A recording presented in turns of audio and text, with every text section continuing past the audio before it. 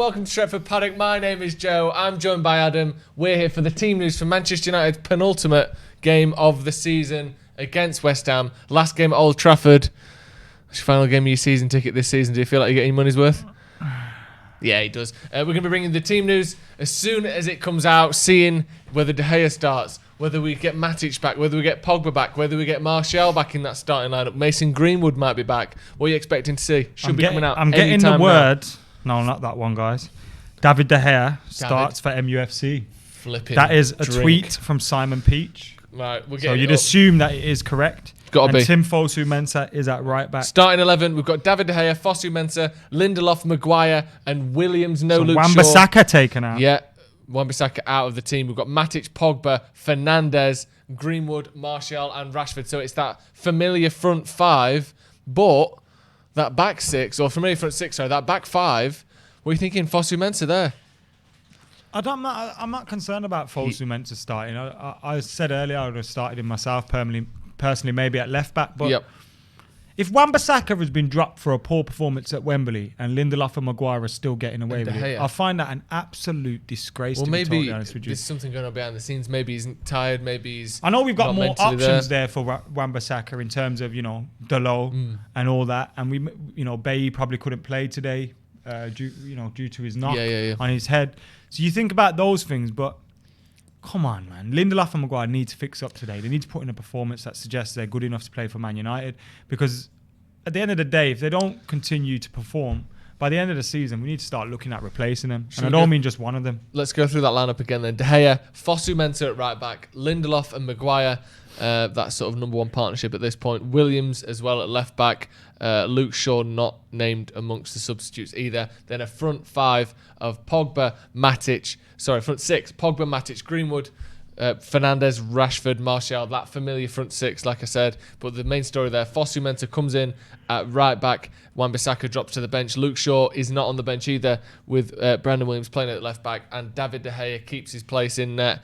With, of course, Sergio Romero on the bench. The subs then, Sergio Romero, as I mentioned, Diogo Dalot, Dan James, Jesse Lingard, Odi Nigalo, Aaron Wan-Bissaka, Fred, Mata, and Scott McTominay. As you can see, the full starting 11 there. And the West Ham team, for those that do want to know, is Fabianski, Johnson, Diop, Agbona, Cresswell, Fornals, Rice, Noble, Souček, Bowen, and Antonio.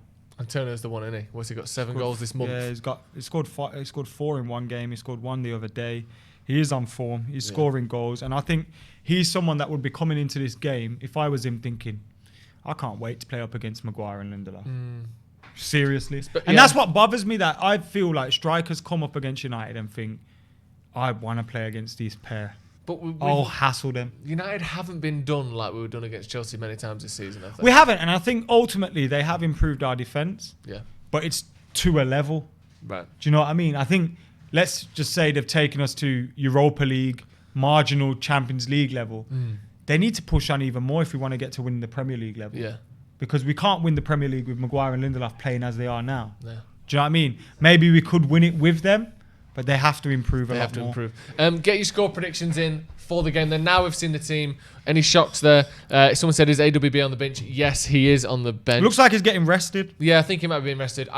Like you said, it wasn't necessarily a standout bad performance compared to some of the other players, but it was a poor performance from him against Chelsea, wasn't it? A bit sloppy on the ball, a few mistimed touches, a few miscontrolled balls. Why not drop? Anyone you fear from there apart from Antonio? I mean, Souček's been winning a Fabianski's lot of headers in the box, where you can have a couple of worldies in a game, and Fabianski. But I'm expecting us to at least score a couple of goals. Anish going with 3-0, Imad 3-0. Someone said, bar Chelsea, the defence has been solid. Yeah, it has been solid. We've a lot of clean sheets since Bruno came in as well. Statistically. Yeah. But watching the game at times, have you been comfortable? Watching the games at times, there's been those games, even when we had a clean sheet and you look and think, oh my God, what are they doing? Also, the problem is, the goals we have conceded since lockdown ended, or since the football came back at least, is, I would say 80% of them have had at least one glaring mistake, whether it be from De Gea, whether it be from Maguire, whether it be from Brandon Williams or Lindelof as well. A lot of our goals have been a lot of our goals conceded have been results of mistakes rather than good forward play or just, someone finding a bit of space. It's been poor mistakes that have led to those goals, which does bring into sort of stark vision just how poor the players can be at times, doesn't it? 3-0, 4-1, 5-1, 7-0. Are you surprised to see De Gea starting? I'm not surprised. I also wouldn't have been surprised to see Romero starting. But I'm not. What does this say about Romero, by the way? Well, he's a second choice goalkeeper. That's what it says. No, but what? Your goalkeeper is playing badly for this long, and you're just sat on the bench. We don't know what he's saying behind closed doors, do you? You wouldn't want him coming out publicly and saying. No, but surely, if you're worth your salt, you're knocking down the door and you're hammering. I think he's just so comfortable as a number 2. Maybe. It'd be like if I was on United's bench, I'd just be happy with I'm getting paid to turn up and watch football. Do you know what I mean? That's how I feel like Sergio Romero. Maybe he's happy to do that. Maybe he doesn't want to. And that's stuff we can't have players like that. Well, as a second choice goalkeeper, maybe you can. No, but that's when your first choice goalkeeper gets complacent. Maybe. I think it's a bit unfair on Romero to blame De Gea's form on him. I'm not blaming it on him. I'm saying the fact that he's not being picked, that has to be telling you something. Maybe. If your striker's out of form, does he just carry on playing and your other strikers stay on the bench? No. No. And like I said, I wouldn't have been surprised to see De Gea dropped. I'm surprised. I was a little bit surprised we didn't see Romero against Chelsea. Let's say Matic had a stinker for 10 games and McTominay never got used.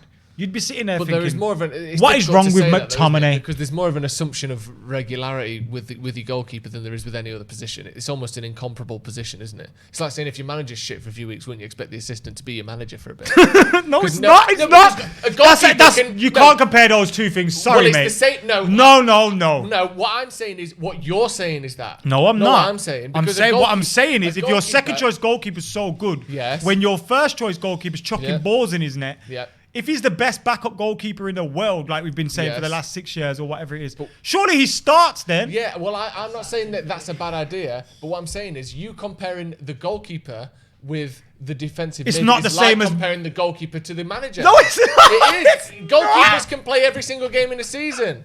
Managers don't play any game in any season. Exactly. I'm mocking your assumption, not my own. Well, I'm mocking your comparison. Well, I don't think it's a bad one. It is a bad. Obviously, your manager never changes. You've had your a mare, goalkeeper never changes. You've had a mare. Your centre defensive mids change all the time. You've had a mare. No, you're wrong. You've had a mare. I think you're more likely to see a goalkeeper play every match than you are a defensive. Prajois says, I think Romero will have Europa. David De Gea will get an early break. Do you think if we get Champions League football, with there being a very little window in terms of crossover between the two seasons, do you think we'll just toss off the Europa League and use it as a pre-season preparation? You'll play the kids, I think. Send everyone on holiday? Yeah, I think obviously especially in that LASK game, he's going to play the kids anyway. If we have a devastating finish to this season where we lose these next 2 games or something like that, we may want to play a bit of a stronger side in that game just to get some morale back in the squad. But assuming we get top 4, or even if we squeak it, we get a draw tonight, a draw on Sunday, whatever. You're going to see Laird, you're going to see Garner, you're going to see all that. How weird is that stat, by the way? Which one? So basically, there's a stat going around, folks. You've probably seen it on social media. If United draw today, and draw the next game, that means 2 points. We're guaranteed Champions League football. Yeah. If we win today, 3 points, and lose on Sunday, 0 points. We aren't guaranteed. So we can get Champions League with 2 points and get no Champions League with 3 points. That's because obviously we play Leicester on the last day. Above, it's back to being Champions League again. It's mad, isn't it? It's we need to win today, don't we? It's a must win. Well, it's not. Well, it's not, but it's a must not lose. It's a must not lose. If we don't lose either of the last 2 games, we get top 4. We've got a super chat in from Hayden Bradley. Thank you very much, Hayden. He says Souček is a big threat. United focused on MA, which I assume is Antonio. Souček will be a massive threat from crosses and set pieces. Yeah. Maguire and Lindelof will need to dominate their space.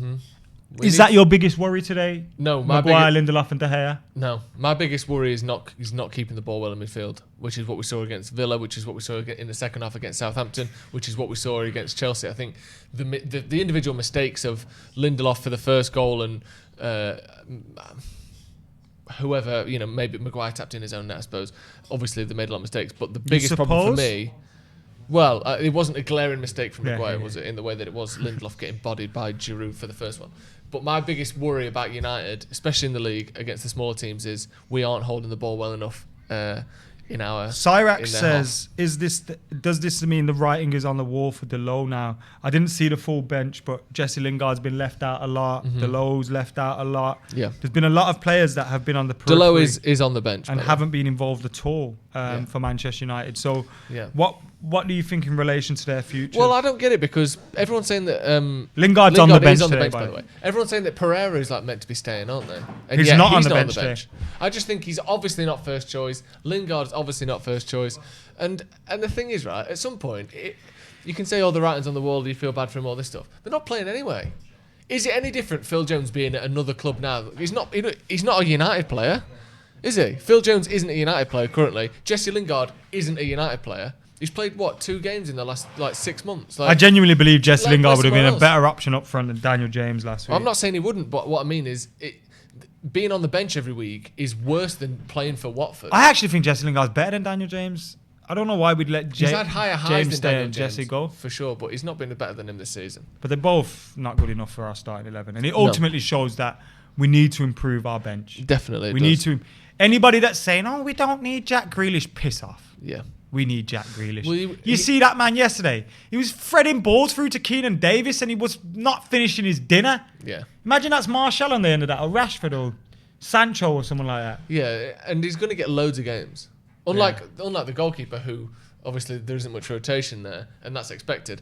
In a midfield position, he could easily get 30, 40 games being a second choice. Look at Matic this season. I mean, unless he's your manager and you can just rotate him with your assistant manager. What I would say is you couldn't rotate manager. That would be my point.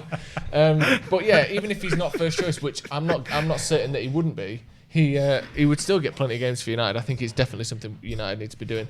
We're going to be back in about 20 minutes for the watch along. We've got the pre-match show, and then we will be live on the watch along. It's me, it's Adam, it's Stephen Howson, and it is Joe McGrath off the radio. It's the best watch along in town. It's the best watch along in town. Knobs. It's the only one in town, to be precise. Yeah, we're the only one in town. Yeah. So we're going to be here, like I said, from half. Where's the other ones at? 5. The space, internet, foreign language, film studies, which is one of my favourite lessons I had at school.